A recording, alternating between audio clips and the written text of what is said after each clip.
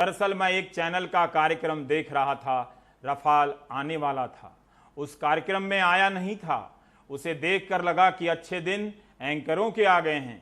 जब आप मेहनत ना करें और प्रोग्राम को भरने के लिए एक ही बात को 10 बार दोहराएं तो इससे अच्छे दिन क्या हो सकते हैं। और उससे भी ऐतिहासिक दिन क्या होगा कि आप देख रहे हैं, लोग देखते तो हैं ही।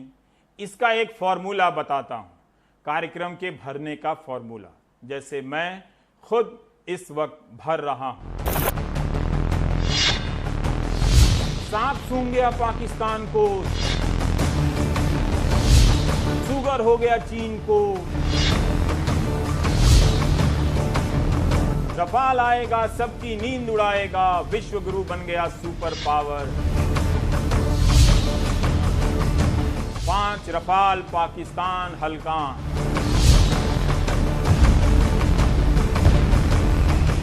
इस तरह की पंक्तियों को एंकर बार बार बोलता रहता है।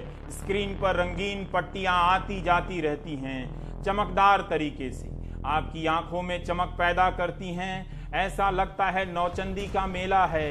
कई तरह के रंगीन बल्ब स्क्रीन पर चल रहे हैं। 5-7 मिनट रफाल के आने पर ही निकल जाते हैं।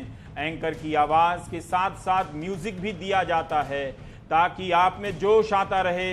आप भूल जाएं कि आपका गांव बाढ़ में डूबा है, आपके रिश्तेदार ने अस्पताल में आत्महत्या कर ली है और आपके दोस्तों की नौकरी चली गई है। स्क्रीन चमक रहा है। अब इसी तरह 5 मिनट निकल जाने वाला है। अचानक वो 5 पंक्तियां गोल गोल घूमती हुई कहीं समा जाती हैं, जैसे बरमुदा त्रिकोण में समा गई। फिर वहां से एंकर अब सवाल बनाता है अगला 5 मिनट भरने के लिए। स्क्रीन पर म्यूजिक से माहौल बना हुआ है। आप सहरसा में बैठकर भकुआए देख रहे हैं। बाप रे बाप, रफाल आ गया है। आपके जिले के आधे लोग बाढ़ में डूबे हैं। जैसे ही ख्याल आता है कि गांव फोन कर बाढ़ का पता करें, तभी एंकर कई सारे प्रश्न स्क्रीन पर डाल देता है। इन प्रश्नों के आगे नंबर दिए जाते हैं। आमतौर पर 3 सवाल होते हैं, लेकिन कई बार 7 और 9 सवाल भी होते हैं। तो सवाल आएगा, स्क्रीन पर पहले आएगा नंबर 1। एंकर थोड़ा रुककर पढ़ेगा ताकि म्यूजिक बज जाए और थोड़ा टाइम कट जाए।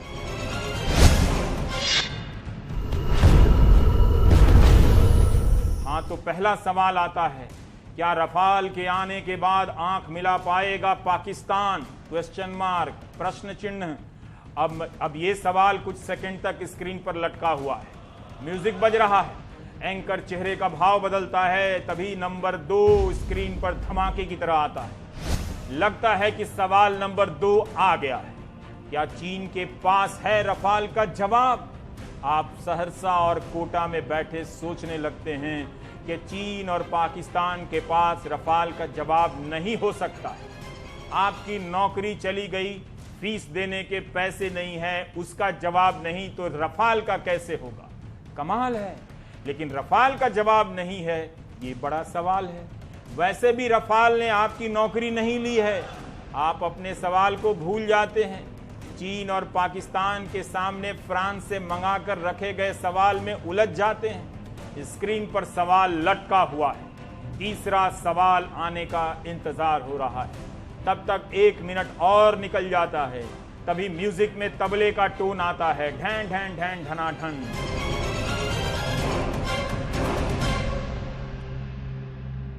म्यूजिक बढ़ा दिया जाता है। आपकी धुकधुकी बढ़ जाती है। एंकर का तीसरा सवाल आने वाला है। लेकिन तीसरा ऐसे नहीं आता है। स्क्रीन पर पहला सवाल जो आ चुका होता है वो नींद से जागता है। स्क्रीन पर चारों तरफ उछल कूद मचाता हुआ वहीं आकर बैठता है, जैसे बंदर डाल से उछलने के बाद उसी जगह पर आ बैठता है। फिर दूसरा सवाल उछल कूद मचाता हुआ आता है। तभी एंकर महाघोषणा करता है, तीसरा सबसे बड़ा सवाल। आप राहत लेते हैं कि पहले 2 सवाल सबसे बड़े नहीं थे। हर सवाल एक सा नहीं होता है, एक सबसे बड़ा सवाल होता है। अब आता है तीसरा सबसे बड़ा सवाल। स्क्रीन के ऊपर नीचे कई पट्टियां हैं जिस पर लिखा हुआ है।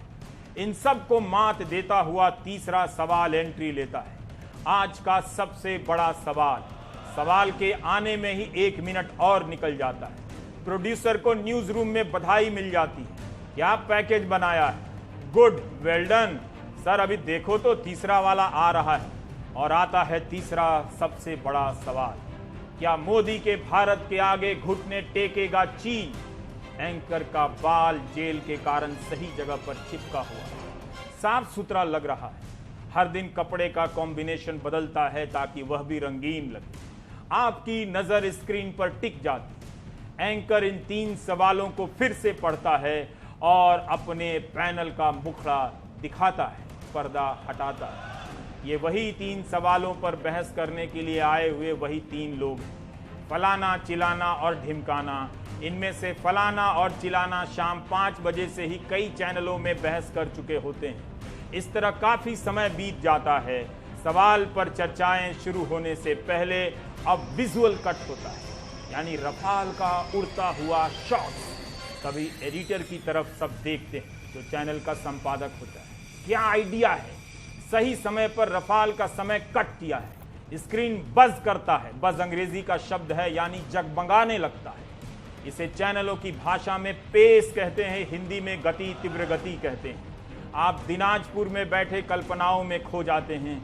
चलो, अपनी जिंदगी में समस्याओं को हरा नहीं सके तो रफाल के आने से चीन और पाकिस्तान को तो हरा देंगे। और अब कटता है वो विजुअल जिसे आप कई दिनों से देखते आ रहे हैं। एक तो रफाल आने वाला है का कवरेज में वही बातें और फिर से आ जाने के बाद वही बातें, वही बतिया सारी रतियां। अब होता है स्क्रीन पर धमाका, रफाल का पावरफुल शॉट्स।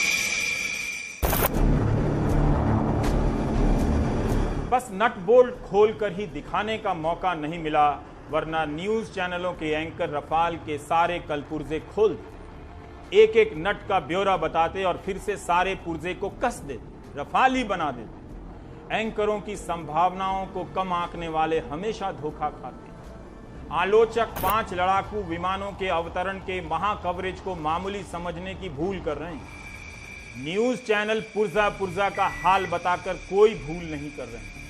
वे कभी भूल नहीं करते। भूल आप करते हैं कि भूल कर चैनल देखने आ जाते हैं। अब आ ही गए हैं तो क्या ऐसा नहीं हो सकता कि आप सब कुछ भूल जाएं? बल्कि ऐसा ही तो हो रहा है। रफाल रफाल आ गया। गौरव का यह क्षण सभी क्षणों पर भारी है। आप सभी बधाई के अधिकारी हैं।